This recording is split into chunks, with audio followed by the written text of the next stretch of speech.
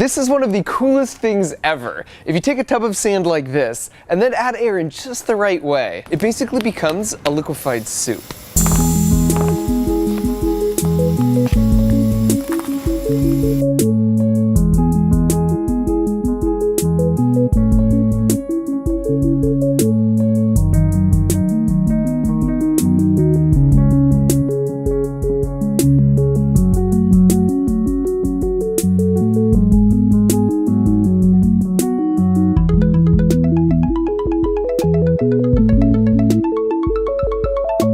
In science, this is known as a fluidized bed. It's used in industrial applications such as powder coat painting or in grain silos to make sure that the grain flows smoothly to the outlet.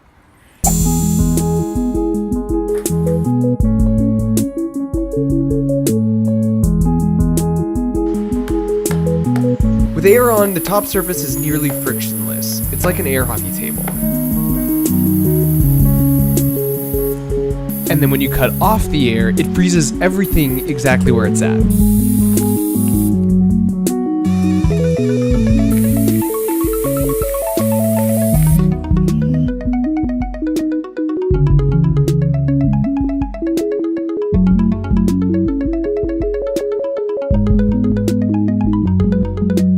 So today I'm going to show you how to make a simple version like this yourself, and then because I became curious what it would feel like to be fully immersed in something like this, we made a hot tub size version. As you can see from this 60-year-old video from the Royal Institute of Science, this demo isn't exactly new. I've wanted to build one for a long time, but you can find literally no information online on how to make one like that. So I started combing through a bunch of patent drawings for massive industrial-sized fluid beds, and I noticed that instead of one big inlet, they all had a bunch of small holes to deliver the air. So starting with that in mind, it still took us 25 failed versions before we arrived at this design. As you can see, it's just a bunch of half-inch PVC pipes arranged sort of in a ladder. But the key is to drill two 1mm holes 90 degrees apart from each other, and then do a bunch of those spaced 25mm apart. Then you glue all the pipes together and just make sure you orient the holes down so that will keep the sand from getting in. And then you just seal off the container with some hot glue. And then fill your container with either fine sand, or we found glass beads worked really well. And you could power it with a small air compressor like this, or you could just rent a large nitrogen container like this for about 30 bucks, and that'll give you 10 minutes of runtime. As usual, I will put a link to all of the parts I used in the build in the video description. So my buddy Ken had an old broken spa in his backyard, which we decided to put to good use.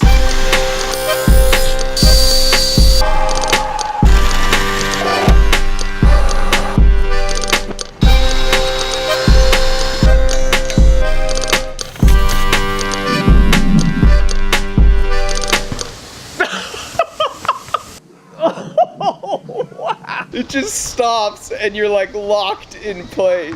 It's like a weighted blanket on every surface of your body. Ah!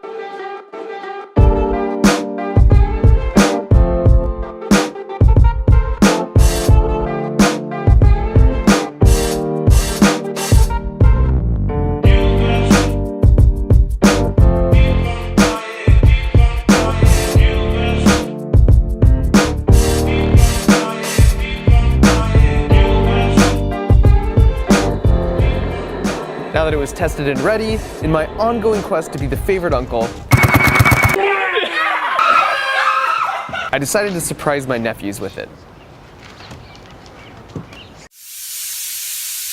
Whoa, whoa.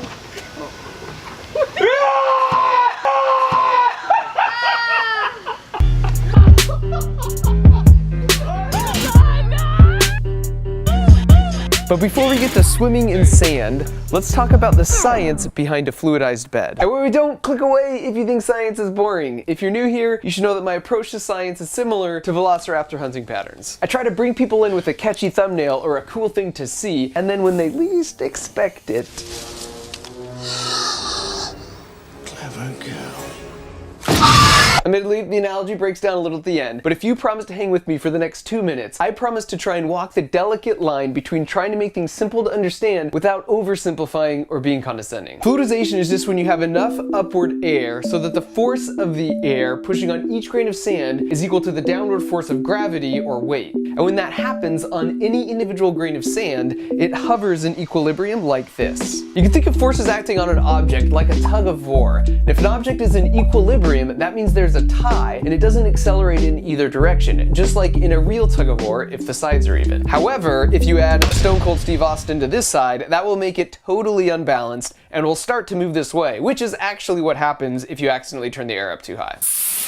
And so fluidization occurs in that sweet spot where the sand particles hover in equilibrium, which makes them easy to move around. This is also the reason sometimes you'll see pools pumped with air to cushion the landing for the divers. Now you notice that some stuff floats in the sand and other stuff sinks. This has to do with the buoyancy force, which is a function of the density of the surrounding fluid and the volume of the object itself. Whenever an object exists in a pressure gradient, there are forces from pressure pushing in on all sides, but they push a little bit harder the deeper that you are, which is why it hurts more to be the bottom guy in a dog pile, or it hurts your ears more the deeper you dive in the pool. And this makes sense because the deeper you dive, the more water there is above you pushing down. And if you add up the size and direction of all those arrows, a bunch of stuff cancels out and you're left with one net force pointing upwards. That is the buoyancy force. And if your buoyancy force happens to be greater than your force from gravity, you float.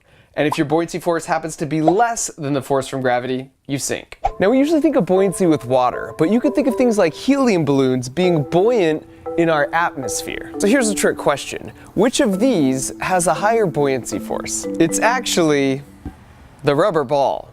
Buoyancy force has nothing to do with the density of the object, just the volume. So since the rubber ball takes up more space, it has a higher buoyancy force. But, you might object, then why does the rubber ball sink and the balloon floats? Remember, it's a tug of war. The rubber ball sinks because the force from gravity on the thick rubber skin and the air inside is bigger than the buoyancy force. But for the balloon, even though it doesn't have as big of a buoyancy force compared to the ball, it still floats up because that buoyancy force is bigger than the weight arrow from the helium and the thin rubber shell. And the helium will keep rising like a ball floating up from deep in a lake, and then it will eventually hang out where the density of the atmosphere is roughly equal to the density of the helium in the balloon, because that's where the tug of war becomes equal. Whew, we made it through. Now back to my nephews.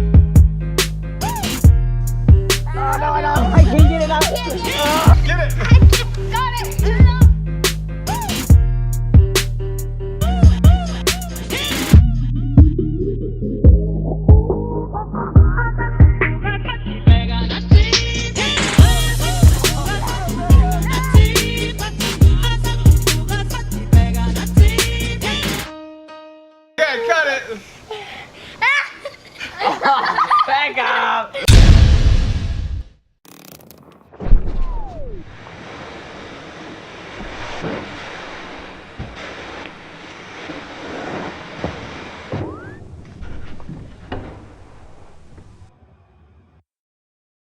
Christmas is coming, and with the help of Casper, who happened to support this video, I got your back. And with the exception of a Bob Ross Chia Pet, what could possibly be better than the gift of a good night's rest? With Casper, you order online and then they'll ship it right to your door for free, and it shows up in a box like this. And then you open it and it magically expands to actual mattress size. We totally love ours, and with over 20,000 reviews with an average rating of 4.8 stars on sites like Amazon, there's a pretty good chance you'll love it too. And they're also affordable because you cut out the sweaty, price-haggling, commission-based middleman who works at a typical mattress store. And you could try it out for 100 days, and if at the end of that you're like, meh, they'll come pick it up for free, you get all your money back, no questions asked. So skip the crowded mall this year and finish your Christmas shopping right now by going to casper.com/markrober and using promo code markrober for $50 off any mattress. Merry Christmas, and thanks for watching. Ah!